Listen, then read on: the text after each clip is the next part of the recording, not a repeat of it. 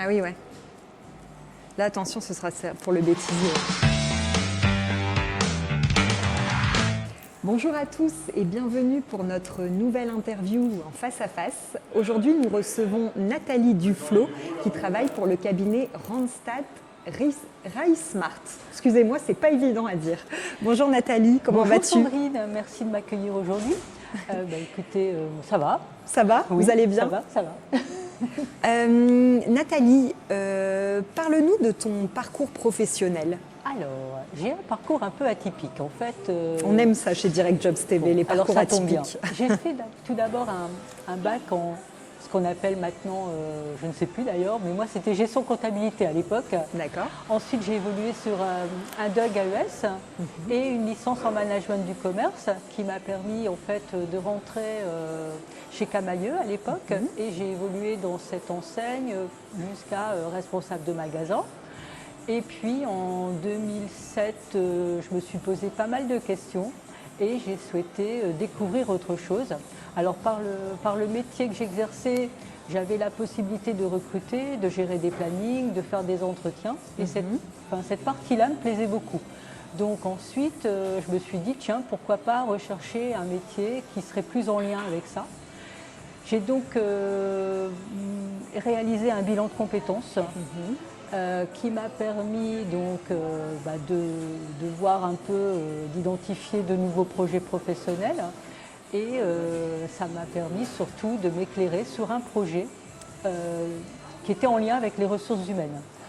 Donc c'est le parcours du combattant quand même, quand on doit faire une reconversion, puisque je me suis retrouvée, moi, avec un niveau licence, mais pas reconnu au niveau universitaire, donc je ne pouvais pas intégrer directement une université pour reprendre un master en ressources humaines.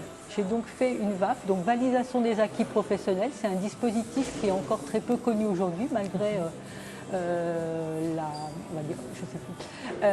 malgré son existence depuis de nombreuses années.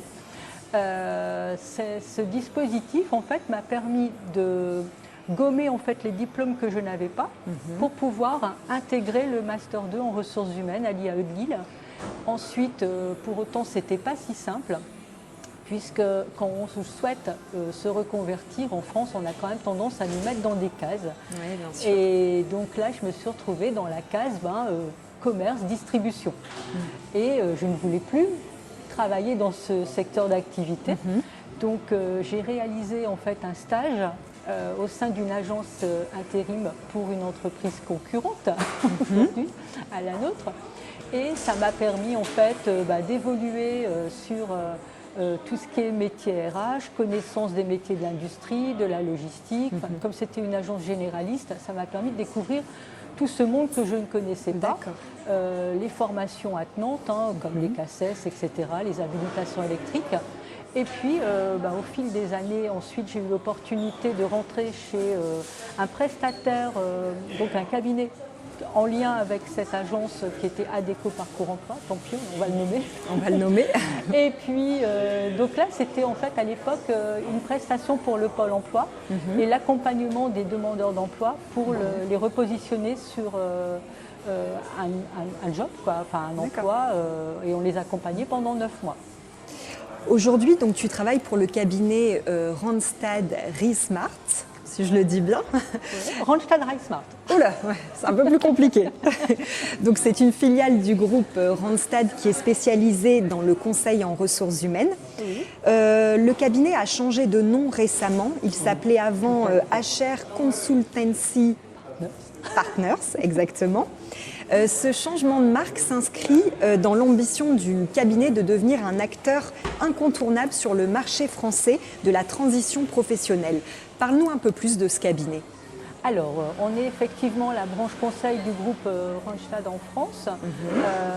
Alors, en 2015, si tu veux, le fondateur a pris la décision de racheter une plateforme digitale, Reismart, qui était très développée aux États-Unis. Au départ, nous, on s'en est servi plutôt comme outil. Puis, au fil des années, en fait, pour pouvoir déployer la solution en lien avec l'accompagnement, en décembre 2021, on a pris la décision de s'appeler Randstad RiseSmart, plus en lien avec le cabinet et la solution qui était identifiée comme outil digital. Aujourd'hui, c'est un outil d'accompagnement digital et en fait, ça nous permet de lier l'humain et le digital sans forcément oublier en fait l'accompagnement humain justement. C'est vraiment un support, cette plateforme, qui permet aux candidats d'avoir des ressources, de pouvoir gérer un parcours en fonction de son projet, si c'est un emploi salarié, un projet formation, un bilan de compétences. En fait, il y a un déroulé avec des ressources, donc des vidéos, des formations, etc. Depuis combien de temps tu travailles pour ce cabinet et quelles sont tes missions au quotidien?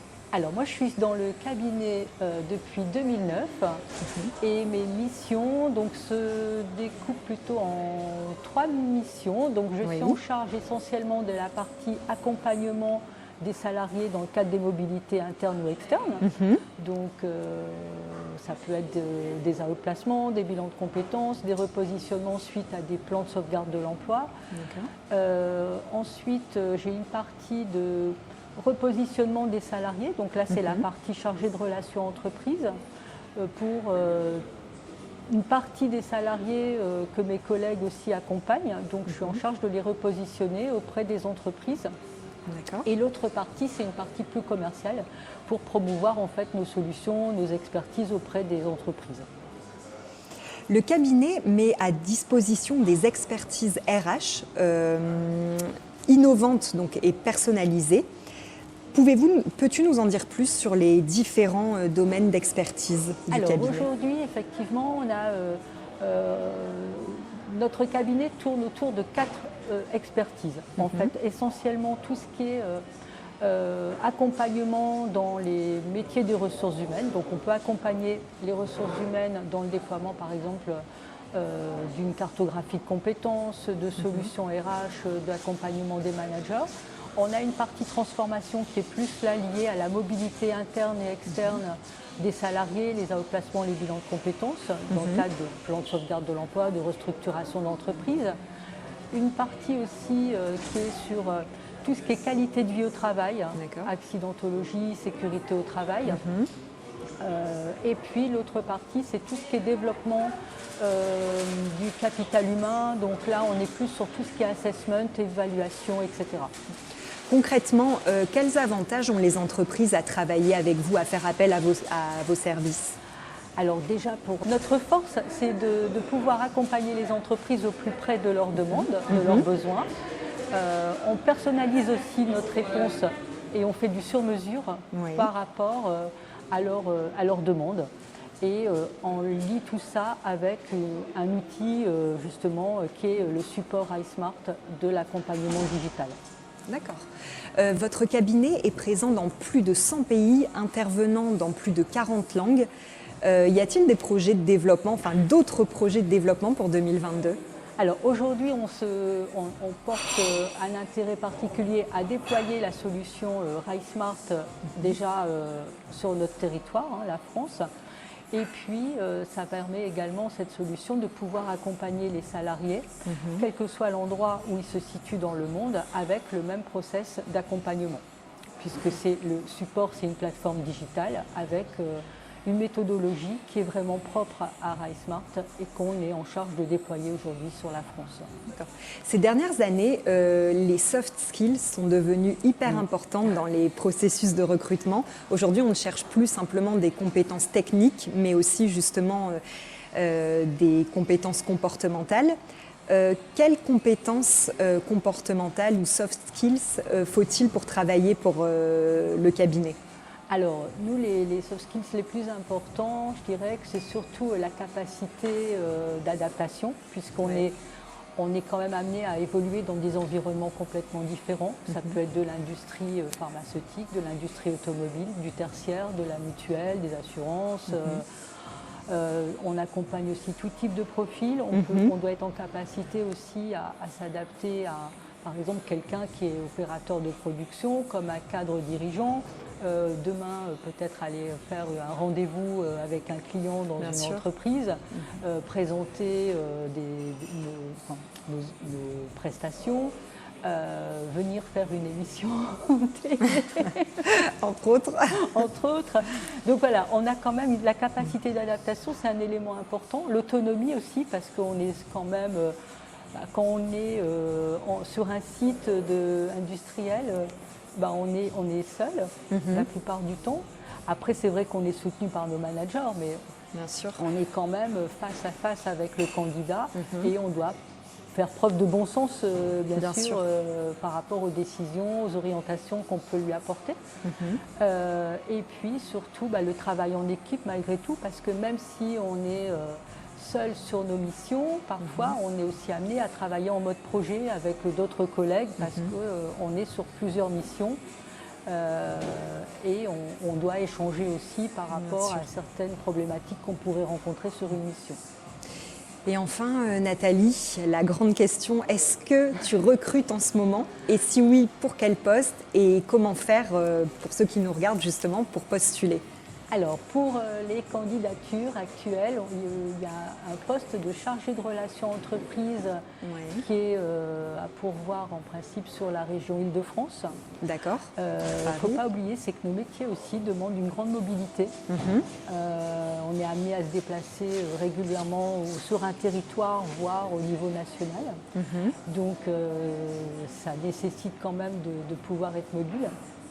Ensuite, pour candidater, soit passer par moi éventuellement. Oui, le site internet ou tes coordonnées directement. Le site de l'entreprise aussi, D'accord. Qui est présent et sur lequel on peut envoyer. On peut retrouver les offres d'emploi. D'accord, ok. Merci beaucoup Nathalie merci à toi Sandrine, merci pour l'accueil. Ton témoignage et merci à vous tous de nous avoir suivis et rendez-vous pour une prochaine interview en face à face.